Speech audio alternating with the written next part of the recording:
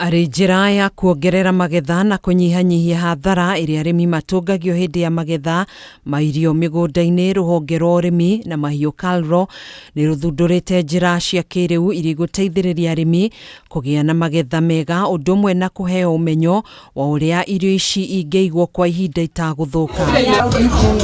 Kĩaria hĩndĩ ya monanio ma oro mwaka ma ũrĩmi kaunti-inĩ ya Murang'a, mũthuthuria wa magetha ma irio migunda-ini Ndagĩtarĩ Charity Gathambĩri niugite bengi nene ya thĩ rungu rwa tabarĩra ya ũrĩmi ya National Agricultural Value Chain Development Project niyo ihurite njeki mubango wa kuheana mathomo kuri arĩmi matiganite. People were concentrating on producing high yield.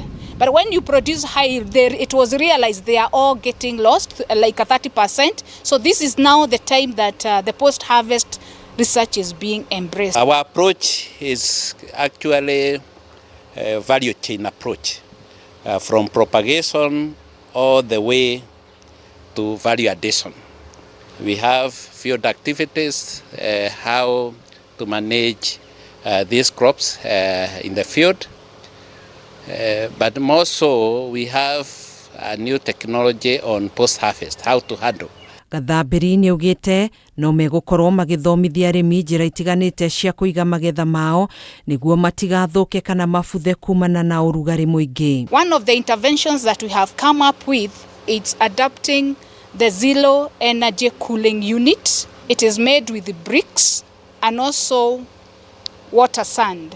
And what you do is you make double bricks, and in the middle you put the sand, and then in it you're going to be watering the sand. Oho niugite arĩmi arĩa matarĩ na ũhoti mũnene wa kĩmbeca no makorwo makĩiga magetha mao rungu rwa mũtĩ ũrĩ na kĩruru na gũcoka kũmakunĩka na ikũnia rĩigũ. Post-harvest losses ranges from around 30 to 40%, meaning out of all what is harvested, 20 to 30% would go to waste. Unyitanĩri wa rũhonge rwa Kalro na rũhonge rwa tika rwa bũrũri wa Turkey nĩ iteithĩrĩirie arĩmi kwĩgwatĩra macini cia kĩrĩu cia ũgethi wa matunda hamwe na irio itiganĩte mĩgũnda-inĩ. We intend to work with all our partners to ensure that farmers are able to access this technology.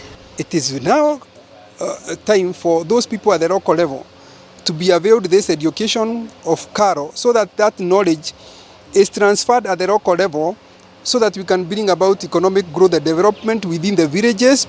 Handũ-inĩ ha Kameme TV, njĩtagwo Gathoni wa Ng'ang'a.